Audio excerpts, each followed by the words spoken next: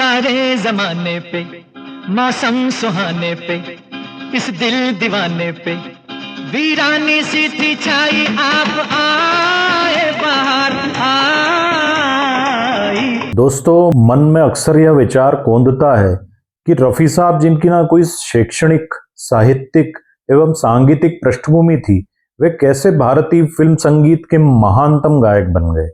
कोटला सुल्तान सिंह जिला अमृतसर में जन्म लेने के कुछ वर्ष बाद ही रफी साहब का परिवार लाहौर आकर बस गया, जो शायद रफी साहब के गायक बनने की ईश्वरीय योजना का ही हिस्सा था। लाहौर के भाटी गेट की गलियों में सूफी संत खेडन दे दिन चार नी माए, खेडन दे दिन चार गाता हुआ आता था तथा नन्हे रफी साहब का ध्यान अपनी ओर आकर्षित कर उसे यह स्मरण कराता था कि तुझे गायक ही बनना है। रफी साहब ने उस सूफी संत की नकल और पीछा कर जो आशीर्वाद प्राप्त किया, वह वास्तव में संचित शुभ कर्मों से निर्मित प्रारब्ध में प्रवेश की चाबी थी, कुंजी थी। रफी साहब को जिस स्तर की सिद्धहस्तता एक्सपर्टीज प्राप्त हुई, वह केवल ईश्वरीय वरदान से ही प्राप्त हो सकती है, और इसे प्राप्त करने के लिए जिस निष्पाप, निष्कलंक, निश्चल चरित्र की आवश्यकता होती है, उस पर रफी साहब पूर्ण रूप से खरे उतरते थे। महानता के साथ सरलता का समन्वय, कोऑर्डिनेशन रफी साहब से बेहतर और किसी भी मनुष्य में मैंने तो अब तक नहीं देखा, और मुझे यह कहने में किंचित भी संशय नहीं है कि रफी साहब का चरित्र उनके त्रुटिहीन गायन से भी अधिक खरा था। जब रफी साहब मुंबई आए, तब उन्होंने जो सुर साधना की है, वह उच्चतम स्तर का अनुशासन एवं समर्पण मांगता है।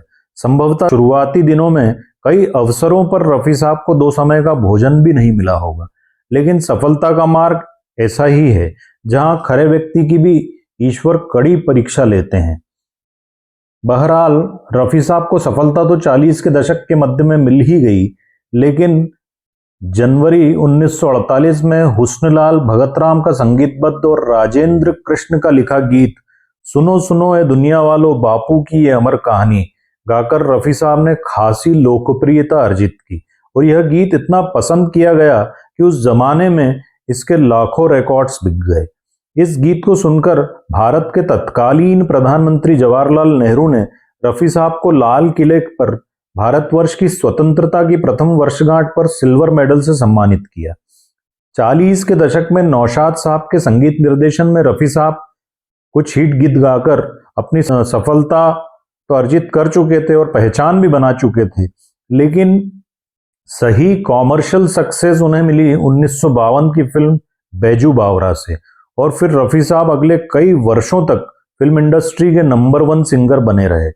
और सबसे खास बात यह है कि उनके समकालीन गायक जैसे कि मन्नाडे साहब, मुकेश जी, तलत महमूद साहब, किशोर दा उन्हें स्वयं से बेहतर बताते थे। रफी साहब ने 50, 60 और 70 के दशक के अंत तक गायन में जो बेंचमार्क सेट किया है, उसे आज तक कोई भी गायक कलाकार छू तक नहीं पाया है।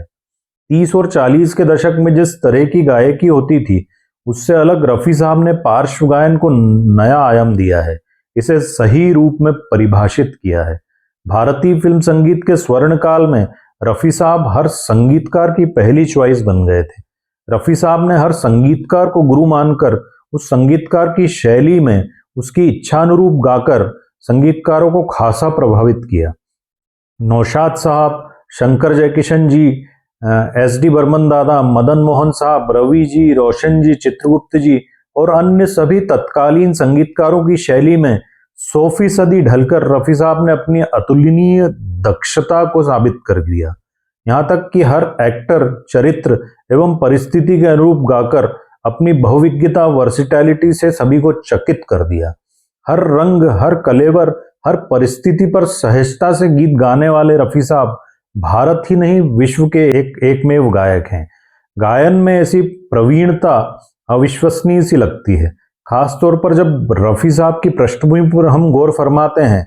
रफी साहब का गायन में पांडित्य निश्चित रूप से शोध का विषय है, रिसर्च का विषय है, और इसमें निश्चित रूप से आध्यात्म की बहुत बड़ी भूमिका है, क्योंकि रफी साहब स्वयं एक आध्यात्मिक रूप से उन्नत व्यक्तित्व थे। रफी साहब ने RD बर्मन दादा, लक्ष्मीकांत प्यारेलाल जी, कल्याण जी भाई, आनंद जी भाई, राजेश रोशन जैसे संगीतकारों के लिए भी जो गीत गाए हैं, वो गीत उनके करियर के सर्वश्रेष्ठ गीतों में माने जाते हैं, जिसका यह अर्थ है कि रफी साहब का भारतीय फिल्म संगीत के स्वर्ण काल के बाद भी वर्चस्व कायम रहा। 1976-77 की फिल्म हम किसी से कम नहीं के गीत क्या हुआ तेरा वादा से जिस प्रभावशाली तरीके से रफी साहब ने वापसी की थी, यह दर्शाता है कि रफी साहब का युग कभी समाप्त नहीं हो सकता।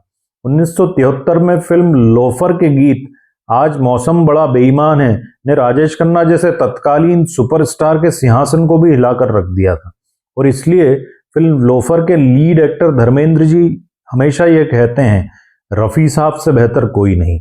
और धर्मेंद्र जी ही क्या, गोल्डन इरा के हर एक्टर रफी साहब की प्रशंसा करते नहीं थकता है। रफी साहब ने फिल्म संगीत में हिमालयीन ऊंचाइयों को छुआ है, और इस विराट सफलता के बाद भी वे सदैव विनम्र रहे, देश के प्रति 100% समर्पित रहे। इतनी विशाल और अभूतपूर्व सफलता अर्जित करने पर वाले हम सभी के प्यारे रफी साहब को उनके 100वें जन्म दिवस पर आज हृदय की अंतस गहराइयों से आदरांजलि अर्पित करता हूं। रफी साहब, आप भारत ही नहीं वरन विश्व के रत्न हैं, और हर भारतीय को आप पर बहुत गर्व है। लव यू रफी साहब।